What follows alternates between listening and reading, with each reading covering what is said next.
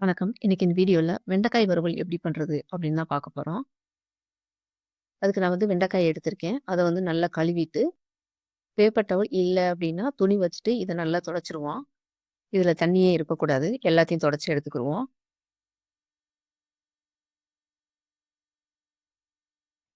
இந்த வெண்டைக்காய் எல்லாத்தையும் சின்ன சின்னதா கட் பண்ணிக்கிருவோம். இந்த வெண்டைக்காய் எல்லாத்தையும் சின்ன சின்னதா கட் பண்ணி எடுத்துக்குருவோம்.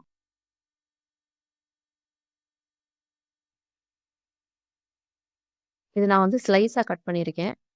நீங்க வந்து ஸ்ட்ரெயிட்டா வேணும்னாலும் கட் பண்ணிக்கோங்க. இல்ல அந்த மாரி ஸ்லைஸா வேணும்னாலும் கட் பண்ணிக்கோங்க. ஒரு பேன்ல வந்து எண்ணெய் எடுத்திருக்கேன். நார்மலா எடுக்கிற எண்ணெய விட கொஞ்சம் அதிகமா எடுத்திருக்கேன்.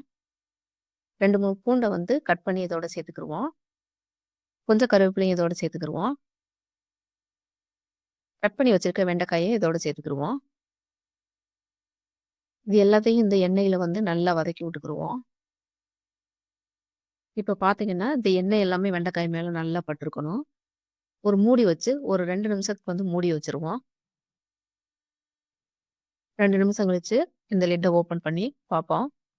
2 நிமிஷம் வந்து நம்ம வந்து சிம்ல தான் வச்சிருக்கணும். ஹைல வச்சிருந்தாக்கா புடிச்சிரும். ஏன்னா தண்ணி எதுவும் நம்ம சேர்க்கல. இப்ப இது கூட கொஞ்சம் உப்பு சேர்த்துக்குருவோம்.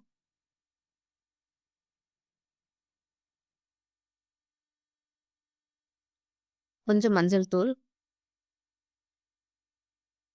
ஒரு 1 1/2 டீஸ்பூன் அளவுக்கு மிளகாய் தூள் சேர்த்துருக்கேன். உங்களுக்கு காரத்துக்கு தேவையான அளவுக்கு சேர்த்துக்கோங்க. இத நல்லா வந்து இந்த வெண்டைக்காயோட மிக்ஸ் பண்ணி விட்டுக்குருவோம்.